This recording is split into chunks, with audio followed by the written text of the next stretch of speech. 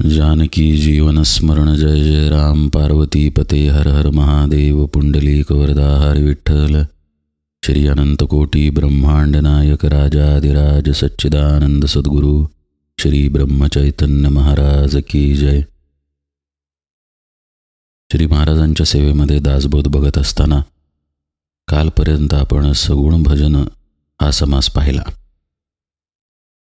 सगुण भक्तीची का आवश्यकता आहे हे समर्थांनी आपल्याला पटवून दिलं। पण समासाच्या शेवटी एक प्रश्न उपस्थित झाला की जर दृश्य मिथ्या आहे तर ते आपल्याला का दिसतं? आणि हा प्रश्न शिष्यानं विचारल्यानंतर समर्थ म्हणाले, याचं उत्तर आता पुढल्या समासात दिलेलं आहे। हा पुढला म्हणजे 8वा दृश्य निरूपण समास आपण पाहणार आहे। यालाच दृश्य निरसन असं पण नाव आहे, म्हणजे दृश्याचं निरसन। दृश्य हे कसं खोटं आहे हे जिथं सांगितलं आहे असा हा समास। आपल्याला देहबुद्धी आहे तोपर्यंत सगुण भक्ती अत्यंत गरजेची आहे, हा भाग आपण कालपर्यंत पाहिला।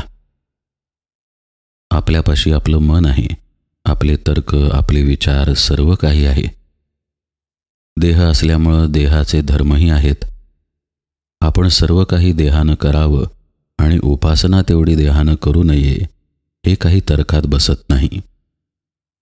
जर आपण आपली कर्मे सांभाळून सगुण भक्तीत राहिलो तर याच देहाच्या मार्फत आपली देहबुद्धीसुद्धा आपल्याला दूर करता येते।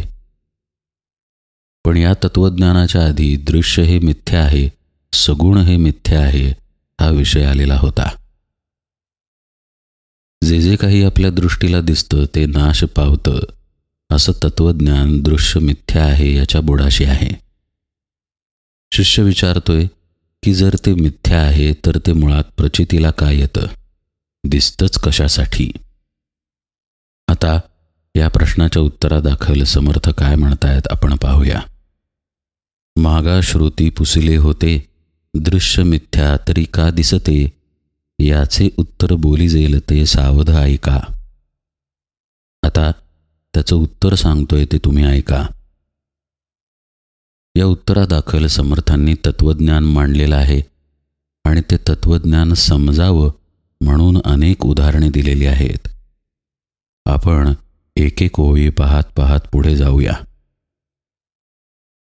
देखिले ते सत्यची मानावे, हे ज्ञात्याचे देखणे नव्हे। जड मूढ अज्ञान जीवे, हे सत्य मानिजे। आपल्या डोळ्यांना जे जे काही दिसतं ते सत्यच आहे असं मानणं हे ज्ञानी पुरुषाचं पाहणं नाही आहे असं समर्थ सांगतायत। एक साधं उदाहरण पाहूया। एखाद्या व्यक्तीला आपण भेटलो, प्रथमच जर भेटत असू तर त्या व्यक्तीबद्दल आपल्याला काही माहीत नसतं। फार तर फार जुजबी काही माहिती असेल, म्हणजे त्याचं वय काय आहे, तो नोकरीधंदा काय करतो, कुणाचा मुलगा आहे वगैरे वगैरे। पण त्या व्यक्तीला वर्षानुवर्ष ओळखणारे जे असतात ते कदाचित त्या व्यक्तीला आपल्यापेक्षा जास्त ओळखून असतात। अशावेळी आपल्याला फक्त ती व्यक्ती दिसते, पण त्याला ओळखणाऱ्या व्यक्तीला मात्र त्या व्यक्तीचा स्वभाव, विचार, कल्पना सर्वांसहित ती व्यक्ती दिसते। हे जर आपल्या सर्वसामान्य लोकांच्या बाबतीत आहे तर ज्ञानी पुरुषाला दृश्य कसं दिसत असेल याचा विचार करणं गरजेचं आहे। प्रत्येक गोष्टीला सृष्टीमध्ये आधार आहे, आधाराशिवाय कोणतीही गोष्ट राहू शकत नाही। 4 मजली घर असेल तर 4थ्या मजल्याला 3ऱ्या मजल्याचा आधार आहे, 3ऱ्या आणि 4थ्या मजल्याला 2ऱ्या मजल्याचा, तर वरच्या 3ही मजल्यांना 1ल्या मजल्याचा आधार आहे आणि संपूर्ण घराला पायाचा आधार आहे। या पायाला पृथ्वीचा आधार आहे। अशाच पद्धतीनं सर्व दृश्य ब्रह्माच्या आधारावरती टिकलेलं आहे। संत आपल्याला सांगतात की ते मिथ्या आहे, म्हणजेच ते अस्थिर आहे, ते बदलणारं आहे, शाश्वत असं त्यामध्ये काहीही नाही।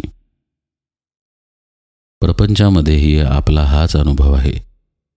कोणतीही स्थिती, कोणतीही काळजी, कोणतीही चिंता कोणतंही दुःख किंवा सुख हे कायमस्वरूपी आपल्या जीवनात राहत नाही. कितीही मोठी विपत्ती असो पण ती जातेच. तसंच कितीही सुखाचे दिवस आले तरी ते दिवसही निघून जातात. दुःखाचे आले तरी तेही दिवस निघून जातात. आपलं वय, आपल्या अनुभवाला येणाऱ्या वस्तू, नातेवाईक, माणसे सर्व काही बदलतं किंवा निघून जातं. या न्यायानंच दृश्य खरं म्हणजे मिथ्या आहे. पण गंमत अशी होते, जोपर्यंत आपण त्या क्षणामध्ये आहोत तोपर्यंत ते आपल्या प्रचितीला येतं. आज आत्ता या क्षणी आपलं जीवन आपल्या प्रचितीला येतं. आपल्या डोळ्यातून आपण दृश्य पाहतो, कानातून आवाज ऐकतो, त्वचेला स्पर्श जाणवतो, मनामध्ये विचार आहेत. हे सर्व काही दृश्यच आहे. ज्या त्या क्षणाला त्या दृश्याचा अनुभव कायम आहे. त्यामुळं आपल्या मनात असा भ्रम निर्माण होतो की हे दृश्य सत्य आहे. हीच गोष्ट, हाच भ्रम समर्थ आपल्याला समजावून सांगतायत. ते म्हणतात, ज्ञानी पुरुषाची दृष्टी वेगळी असते, त्याचं पाहणं वेगळं असतं. जे जे दिसतं ते आपण खरं मानतो, ज्ञानी पुरुष नाही. जड मूढ अज्ञान जीवे हे सत्य मानिजे. जे जड आहेत, मूढ आहेत, म्हणजे ज्यांची बुद्धी दृश्यामध्ये, विषयामध्ये अडकलेली आहे, जे देहाला सत्यत्व देतात, अशा अज्ञानी लोकांना दृश्य सत्य वाटतं. पुढे ते म्हणतात, एका देखिल्यासाठी लटिक्या कराव्या ग्रंथकोटी, संत महंतांच्या गोष्टी त्याही मिथ्या मानाव्या. डोळ्यांना केवळ दिसतं ते जर खरं आहे असं धरलं तर कोट्यावधी ग्रंथांना खोटं ठरवावं लागेल. एवढंच नाही, संतांचा उपदेशही खोटा मानावा लागेल असं समर्थ म्हणतायत. माझे दिसते हेची खरे, येथे चालेना दुसरे, ऐशिया संशयाच्या भरे भरोची नये. म्हणूनच आपल्याला जेवढं दिसत आहे तेच खरं आहे, बाकी सगळं खोटं आहे, अशा संशयात पडू नये. मग असे आपण पाहिलं, अनोळखी व्यक्तीबद्दल आपल्याला काही माहीत नाही, म्हणजे अनोळखी व्यक्तीमध्ये ते गुणदोष नाहीतच असं मुळीच नाही. हे जर प्रपंचामध्ये लागू आहे तर ज्ञात्याची दृष्टी किती व्यापक असेल पहा. पुढे समर्थ अनेक उदाहरणे देतात बरं का, ती आपण सावकाश पाहूया. मृगे देखिले मृगजळ, तेथे धावते बरळ, जळ नव्हे मिथ्या सकळ, त्या पशुस कोणे म्हणावे. एखादं हरिण मृगजळ बघतं आणि वेड्यासारखं त्याला पाणीच समजून त्याच्या मागं धावत सुटतं. तो पाण्याचा भास आहे, पण हे त्या हरणाला कोण सांगणार. रात्रौ स्वप्न देखिले, बहुत द्रव्य सापडले, बहुत जनासी व्यवहारिले, ते खरे कैसेनी मानावे. स्वप्नामध्ये आपल्याला पैसे मिळाले तर त्या पैशांनी व्यवहार घडेल का. ते पैसे खरे कसे मानावेत. इतकी सुंदर उदाहरणं समर्थ आपल्याला देत आहेत की ती पटलीच पाहिजेत. दृश्य आपल्याला अनुभवानं जवळ वाटतं खरं, पण ज्या ब्रह्मामुळं ते खरं वाटतं त्या ब्रह्माकडं आपलं दुर्लक्ष असतं. आपलं लक्ष लक्षामध्ये अडकलेलं आहे. ब्रह्मवस्तू अलक्ष आहे. अलक्षाकडे दृष्टी वळली की आधार कळून येतो आणि मग अलक्ष असलेला परमात्मा आपल्याला लक्ष होतो. जे आहे तिकडे दुर्लक्ष झाल्यामुळं जे नाही ते आपल्याला खरं वाटतंय, अशी आपल्या बाबतीतील अज्ञान स्थिती आहे. समर्थांची पुढची उदाहरणे पहा. कुशळ चितारी विचित्र, तेणे निर्माण केले चित्र, देखता उठे प्रीती मात्र, परंतु तिथे मृत्तिका. एखादा कुशल चित्रकार असतो, सुंदर चित्र निर्माण करतो भिंतीवरती. पाहायला गेलं तर ते इतकं सुंदर दिसतं, पण नीट बघितलं तर तिथं मातीच आहे हे कळून येतं. नाना वनिता हस्ती घोडे, रात्र देखता मन बुडे, दिवसा पाहता कातडे कंटाळवाणे. रात्री त्या चित्रामधल्या ज्या स्त्रिया आहेत, घोडी आहेत, हत्ती आहेत, त्यांना बघून मन एकदम लुब्ध होतं असं समर्थ म्हणतायत. पण दिवसा जर पाहिलं तर तिथं कातड दिसून येतं फक्त, ज्यामुळं ते दृश्य कंटाळवाणं ठरतं. म्हणजे प्रसंगानुरूप दृश्यामधले भाव बदलतात, दृश्याची सत्यता बदलते. जे दिसतं तसंच ते आहे असं नाही, हे आपल्याला काळानुरूप कळून येतं. हा दृश्याचा स्वभाव ओळखून शहाणं होणं गरजेचं आहे, हे समर्थांना सुचवायचं आहे. काष्ठी पाषाणी पुतळ्या नाना ठकारे निर्मिल्या, परमसुंदर वाटल्या परंतु तेथे पाषाण. नाना गोपुरी पुतळ्या असती, वक्रांगे वक्रदृष्टी पाहती, लाघव देखता भरे वृत्ती परंतु तेथे त्रिभाग. खेळता नेटके दशावतारी, तेथे येती सुंदर नारी, नेत्र मोडिती कळा कुसरी परंतु अवघे धटिंगण. सृष्टी बहुरंगी असत्य, बहुरूपाचे हे कृत्य, तुझं वाटे दृश्य सत्य, परी हे जाण अविद्या. दगडावर कोरलेल्या सुंदर मूर्त्यांमध्ये कितीही सौंदर्य असलं तरी त्या खोट्याच असतात, दगडच तिथे असतो. पूर्वीच्या काळी दशावतारांमध्ये पुरुषच काम करायचे, पण स्त्रियांचा वेश घेऊन. ते काम बघताना ते स्त्रियांचे हावभाव एकदम सुंदर वाटतात, पण आतमध्ये तो पुरुषच असतो. त्याप्रमाणे हा दृश्याचा भास आहे. सृष्टी बहुरंगी असत्य, बहुरूपाचे हे कृत्य.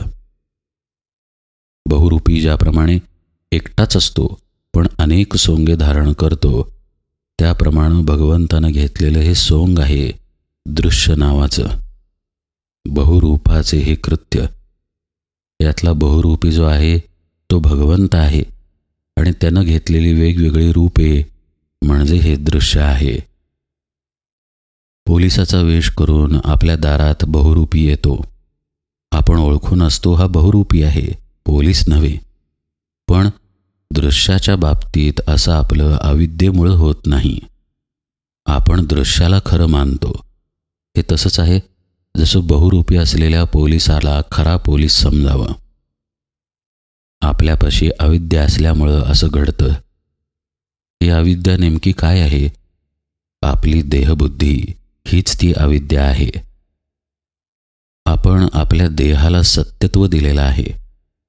तो देह खोटा आहे असं मुळीच नाही. आपल्या अनुभवाला येतो, त्याला काही लागलं तर आपल्याला त्रास होतो, रक्त येतं त्यातून, पण त्याला सत्यत्व दिलेलं आहे. म्हणजे तोच मी आहे हा आपला भाव इतका दृढ झालेला आहे की मग देह सदृश ज्या गोष्टी अनुभवाला येतात त्याला आपोआपच सत्यत्व येतं. दृश्य हे आपल्याला देहामार्फतच अनुभवाला येतं. या देहामध्ये अर्थातच आपली बाह्य इंद्रिये आहेत, तसंच मन चित्त बुद्धी इत्यादी अंतरिंद्रिये सुद्धा आहेत. जर काही खरं असेल तर ते ब्रह्मच आहे. देहाच्या आत वस्ती करून असलेलं चैतन्य तत्व आहे, ज्यामुळे देह हालचाल करू शकतो, दृश्याचा अनुभव घेऊ शकतो.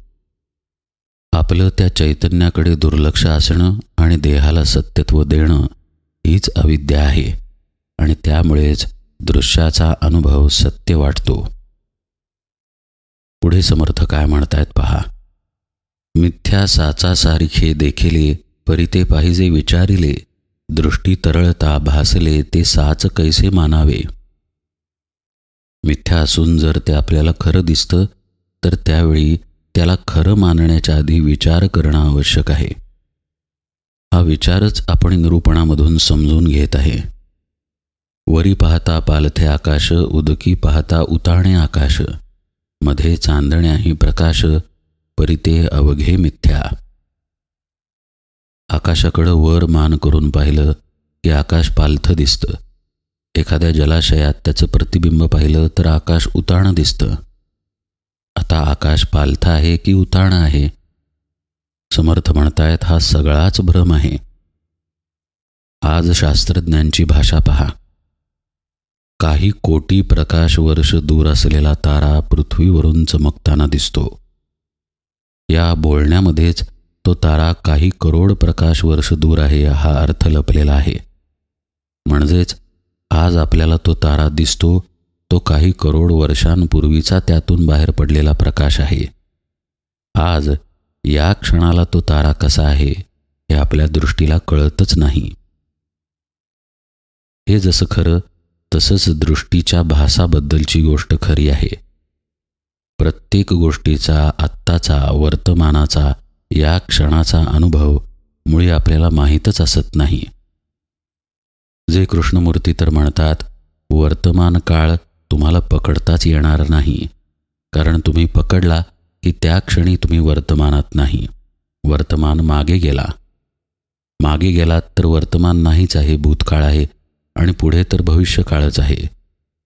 प्रत्येक क्षणाला वर्तमान मानला तरी त्या क्षणाचे सुद्धा अनंत भाग होतात.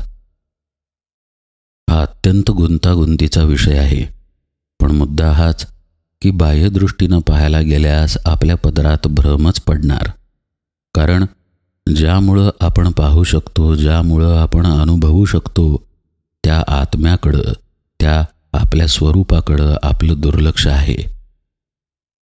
इथे दृश्य हा शब्द डोळ्यांना दिसणारं एवढ्याच अर्थानं घेऊ नका बरं का.